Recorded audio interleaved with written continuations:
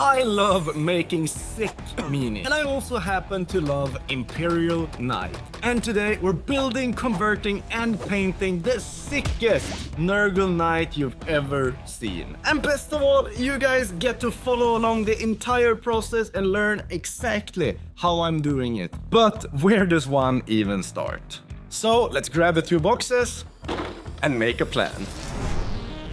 I want this model to look like a regular knight that just happened to walk through a warp portal and come out as a Nurgle demon, infused mech parts and demonic parts on the other side. And I think the first step to this project will be to build some of the parts so I have a better understanding for where I can piece them together and where I cannot and where I have to sculpt. So I think let's start building the body of this one and then maybe start bringing out some of the knight parts. So let's go!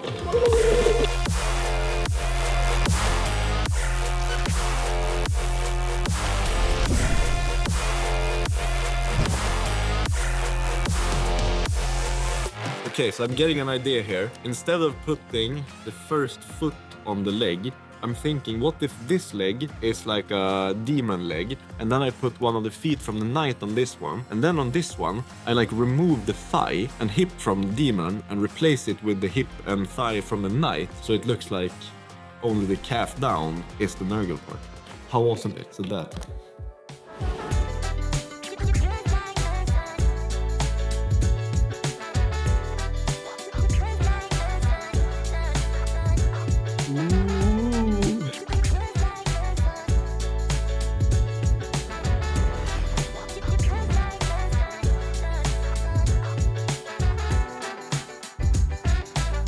Oh my god, people.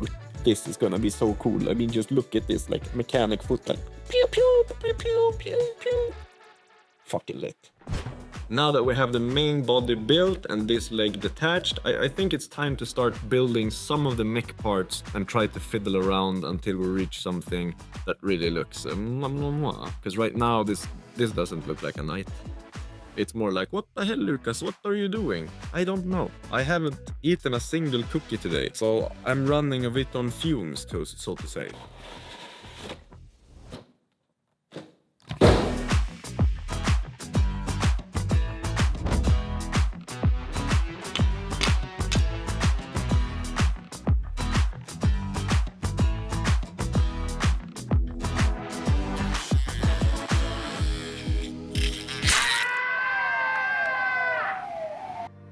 Every year, one Lucas loses over 9,000 thumbs due to pure unfiltered stupidity. But with your help, we can keep those thumbs attached.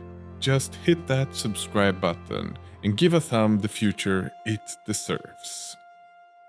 I figured out that if I turn the body a bit, or if I turn the torso a bit of the knight body, we actually will get like a more dynamic pose. Because you see here the lines in the belly almost feel like he's turning because of the way they're shaped. So if I just accentuate this when I sculpt the rest of the body, we're gonna get a more dynamic open pose instead of him just like crunching down over his own belly. So this is fun. I love it.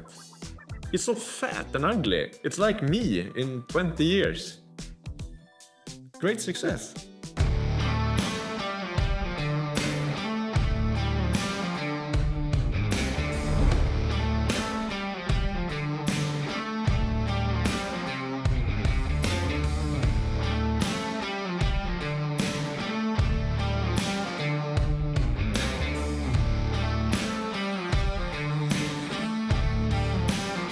Okay people, we are now done with like the main body shape.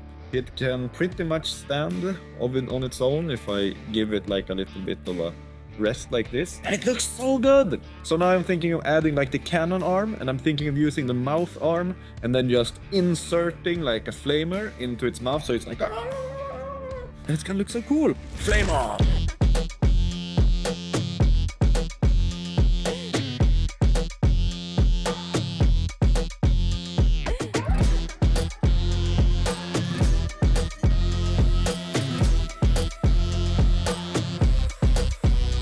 Okay, I just glued together the flamer thing, and let's see if it just inserts perfectly into the open maw of this arm. And oh my god, I would say it pretty much does. Oh my god, this is gonna be so sick. Yeah.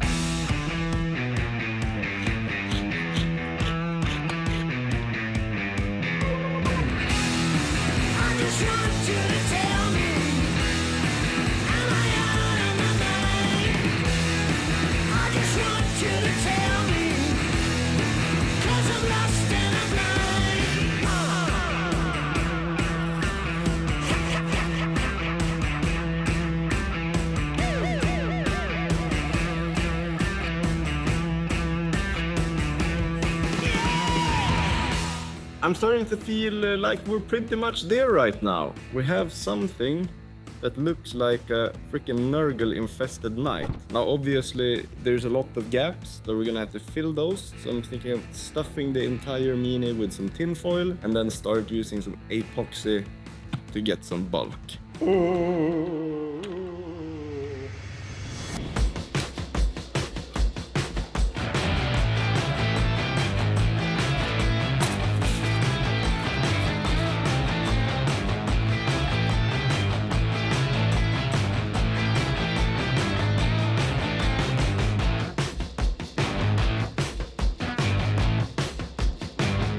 To mimic the muscles and fat flaps of the Glotkin, let's start adding these rolls and balls of putty to the mini. Then using a soft silicone sculpting tool, we can gently push all the clay around and shape it until it feels like connected tissue.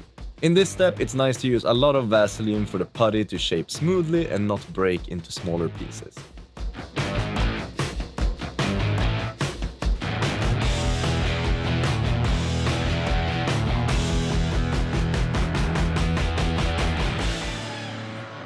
And while past Lucas continues making sickly Nurgle bits, let's talk about this week's amazing sponsor, Squarespace. I don't know about you people, but for me in the world of 2025, having a business and showcasing it doesn't feel real unless you have a nice, great website. And luckily for you guys, it's actually never been easier to get great results than right now. Because using Squarespace, it's never been easier getting a brilliant website. You can either use one of their gazillion award-winning templates, or you can follow along in their brand new design intelligence where they've combined over 2 decades of design knowledge and brand new AI software to help you hold your hand the entire process to make your website the most unique and awesome it could ever be. And if you don't trust me, just look at our freaking website. Because I know nothing about programming, I know nothing about coding, I'm almost as dumb as Steve and his mom. But I've managed to create this beautiful website so that we can showcase our videos, our presence, our minis that we paint.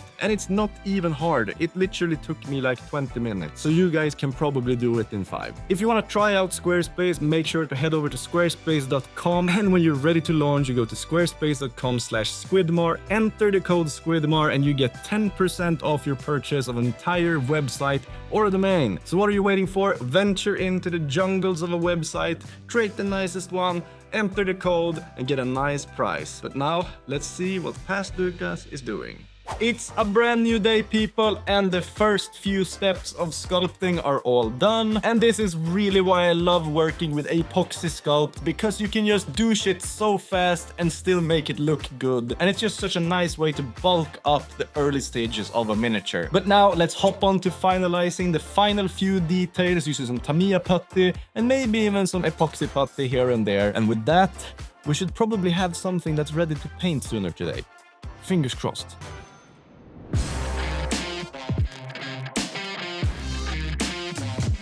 Turns out I kinda forgot about the Tamiya putty and just ended up finalizing everything with epoxy. Sculpting torn skin around all of the areas where the mech parts meet the organic parts. Making sure everything is as smooth as possible and that the horns are well integrated with the body.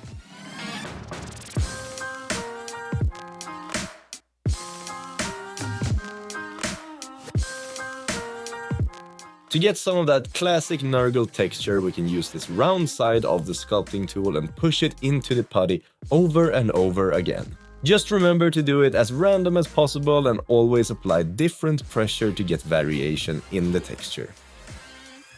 I'm done with the sculpting, so it's time for a tiny reveal.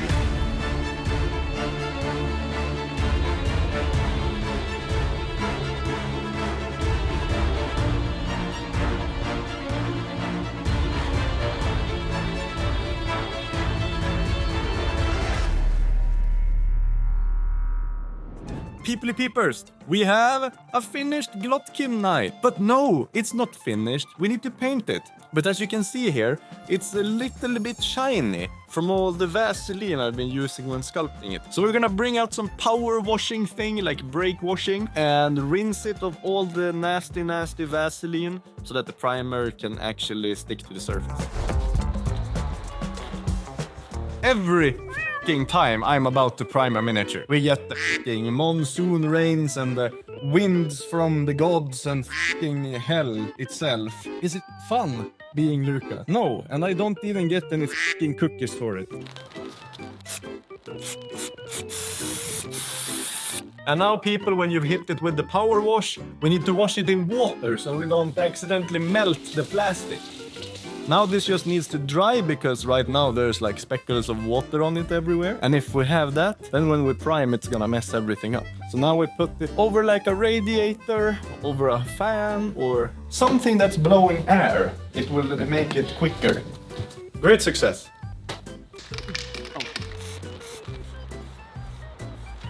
Few moments later. Oh my fucking god, what is this? It is finally sunny outside. I can finally prime again. Man, hell, oh my god. It was wind still when I came here, and now it's, look. Fuck storm, people. If you don't like this fucking video, I don't know what I'm gonna do. Oh, it's so easy to zenithally highlight something when the fucking paint is just blowing the opposite direction. It's not easy being me. Ah! I've added a generous zenithal highlight of this greenish drab color, and my plan now is to just go in with a few rough highlights here and there to get the skin done fast. Starting things off, we'll use lime green and sunny skin tone and not really worrying about blending at all.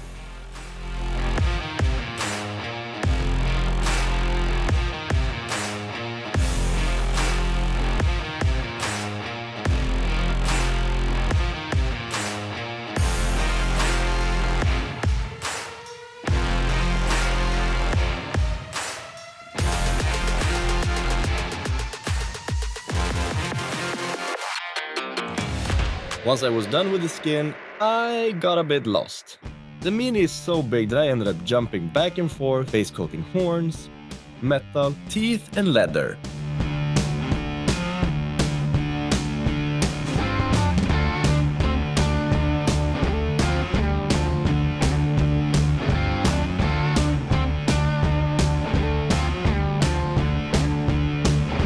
For the armor parts, I was giving them a nice highlight of deck tan to differ a bit from the warm tones in the body.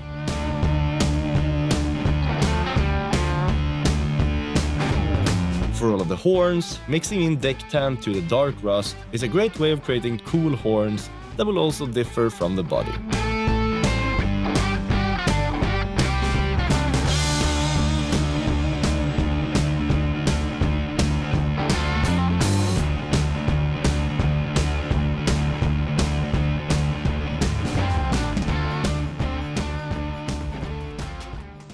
Moving forward, it's all about painting the puss royals. There are like 100 gazillion puss royals on this motherfucker, and I was like, oh, I'm gonna paint all of them, because that's gonna make it look super sexy, like bringing out the parasite brown and just cover it. But no, too many! I'm gonna go insane. Full on complete crazy cat lady.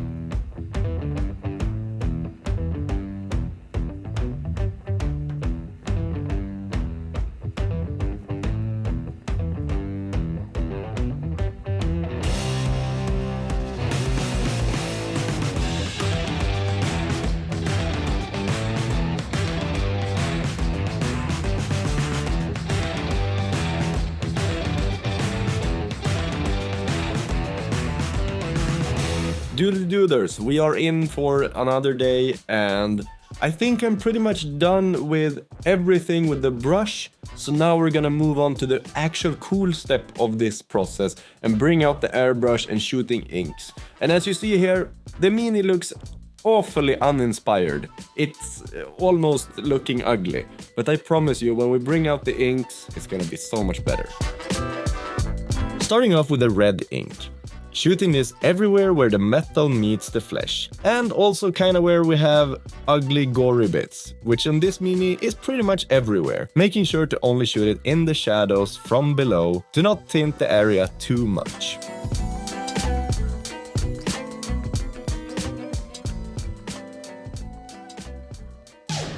Then we can go into all of the areas pretty much untouched with the red ink and add some turquoise ink.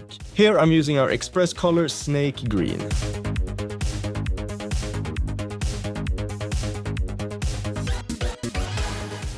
Now for all the deepest of deep shadows and also all the armor parts, we're bringing out some violet ink and try to be as gentle as possible with this one, because if we accidentally add too much, it might ruin the entire piece.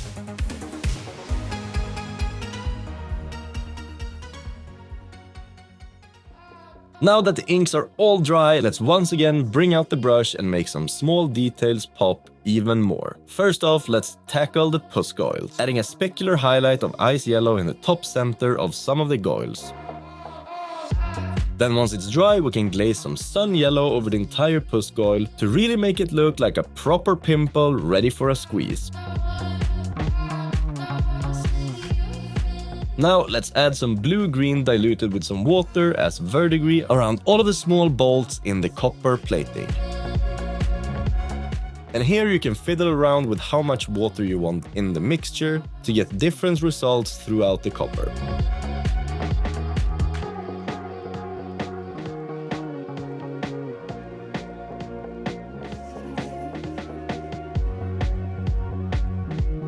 Now the last detail with the brush will be to paint some glowing magenta eyes. Here I add a dot of ice yellow in the center of the eye and 3 smaller ones in the other to really make it look like a Nurgle symbol. For the main eye we cover the center with ice yellow. Once it's dry we can paint some fluorescent magenta over the entire surface. And boom, we have some glowing eyes.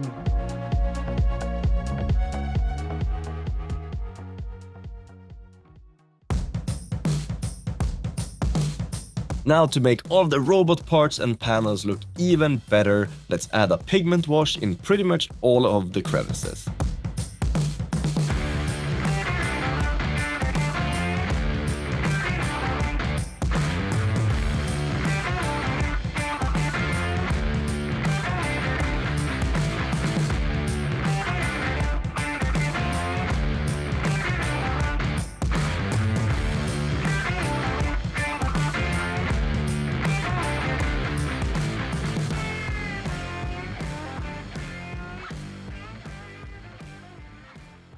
My doodly dooders, the painting of the knighting is pretty much done there, so now we can move on to painting the base of the miniature. And I thought, hey, wouldn't it be freaking fly if we made it into one of those cave water scenes? So I'm thinking like a bluish green rock, and then we do some super deep and dark blue water that really makes it look like something that just crawled out of a crack in the mountain. Pond. I think it's gonna look so disgusting. And since it's a Nurgle Knight, disgusting is probably really good. So that's a great plan. Let's move on.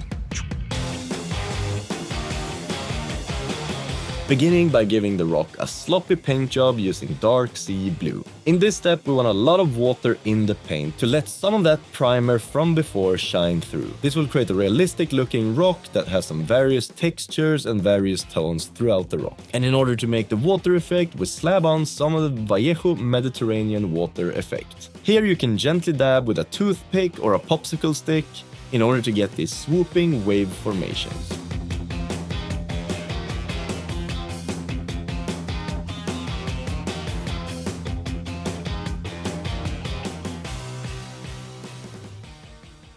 Last day, motherfuckers. And today we only have some small things to do. I'm gonna shoot some inks on the water and the rocks to make it connect a little bit more with the rest of the body, and then paint the rim of the base black, and then we should have a finished mini. But now let's bring out the violet ink and the dark turquoise ink again and make it all fit really nicely.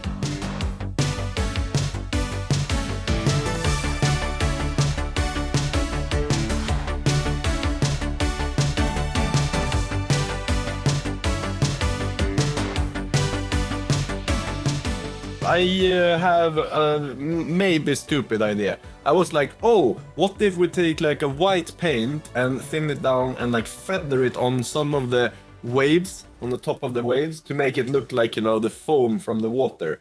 It might actually fuck everything up super hard. So let's try it. This step really turned out to be one of those trust the process heavy ones. But once I had added the white paint to all of the base and then added some of that greenish blue ink again, it all turned out pretty freaking fly.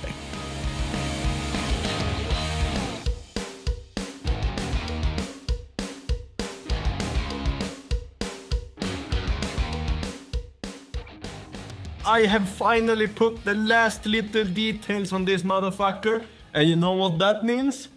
It's finally time for, what did you say? Grand reveal. A grand reveal!